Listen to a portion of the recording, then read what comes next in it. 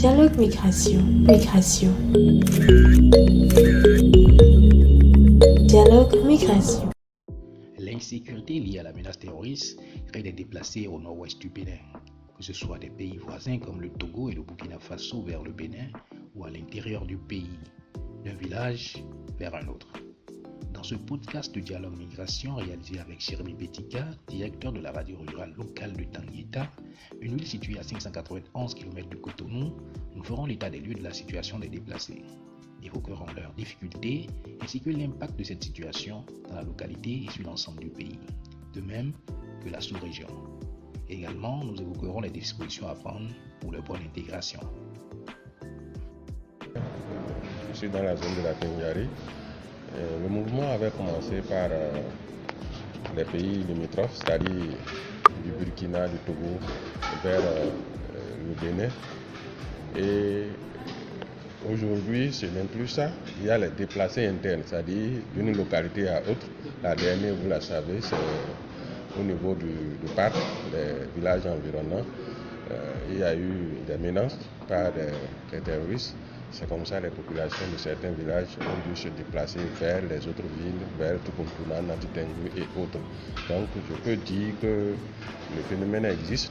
Nous vivons avec les réfugiés et aussi les déplacés internes, mais de temps en temps quand même, puisque actuellement il y a les forces de l'ordre qui sont présentes, il y a le couvre-feu, il y a tout ça là.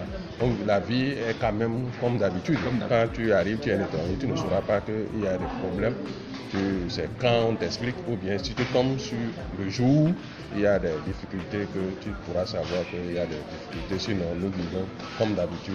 Si on évalue un peu sur les localités déplacées, ils atteignent 5, 10, une dizaine, bien les localités du pays qui sont déplacées, où les communautés sont déplacées. Bon, pour le moment, je n'ai pas les statistiques au niveau de la NPC ou de la c'est eux qui sont habilités à donner des chiffres exacts, mais quand même ce sont des milliers de personnes qui se sont déplacées.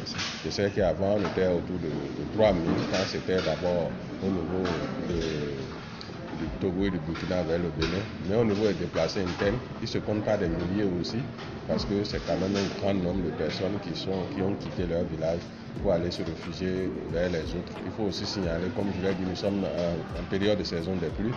Certains ont dû ne pas pouvoir cultiver, donc ça fait un manque par rapport à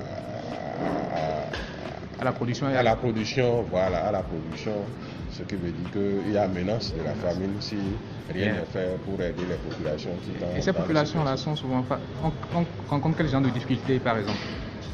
Bon, les difficultés, c'est par exemple ce que j'appelle les réfugiés, ceux qui viennent des autres pays. Les difficultés, c'est plus ou moins l'intégration. Parce qu'il y a certains qui vivent dans les familles d'accueil, d'autres sont là où l'État a réservé pour les héberger. Et la Croix-Rouge, chaque jour, si tu vas au niveau du GUPS, ce qu'on appelait les CPS, et au niveau de la Croix-Rouge, tu vas voir les femmes sont là, en attendant d'avoir quelque chose, soit c'est les kits pour les femmes, pour leur décence, ou bien c'est le kit alimentaire qui va leur permettre de pouvoir au moins se nourrir. Les enfants, ceux qui ont les enfants, on a aussi constaté que tous ceux qui ont eu le statut de réfugié, leurs enfants sont aussi intégrés dans les écoles et au moins l'intégration marche. Sauf que certains n'ont pas pu s'intégrer à cause de leurs activités agricoles. Ils ont préféré aller dans les brousses, vers les zones de Matériel ou dans les brousses où les écoles ne sont pas proches.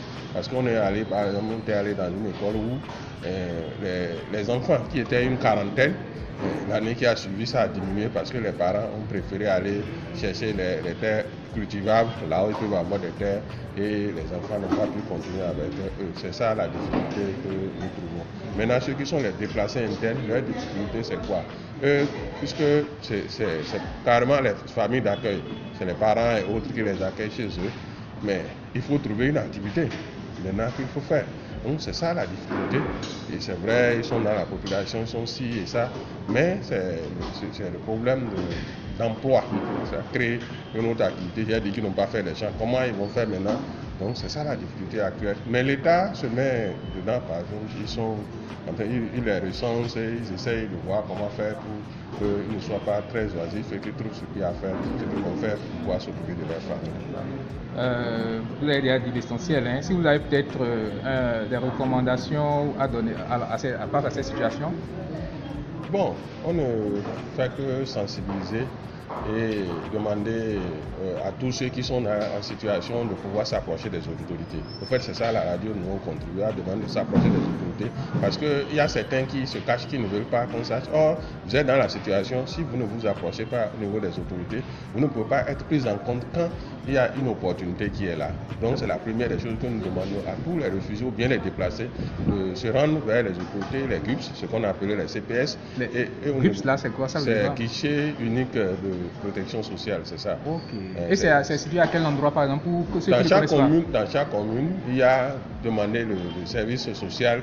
Vous allez les retrouver à Tangenta, par exemple, c'est à côté de l'hôpital de Tangenta, à Tukuntuna, vous aurez au niveau de la mairie. En tout cas, ils savent demander le service social de la localité. Donc, à part ça, à Tangenta, il y a quand même la Croix-Rouge. Vous pouvez aller là aussi, on les recense, on les aide. Donc c'est la seule possibilité pour eux de pouvoir s'intégrer et de diminuer leurs difficultés qu'ils ont au niveau de leur lieu d'asile. C'était le podcast de Dialogue Migration sur la situation des déplacés au nord-ouest du Bénin avec notre invité Jérémy Betika. Il est le directeur de la radio rurale locale de Tangenta, une ville située au nord-ouest du Bénin. Merci de nous avoir suivis et à très bientôt pour un nouveau numéro du podcast de Dialogue Migration. Dialogue Migration. Dialogue Migration.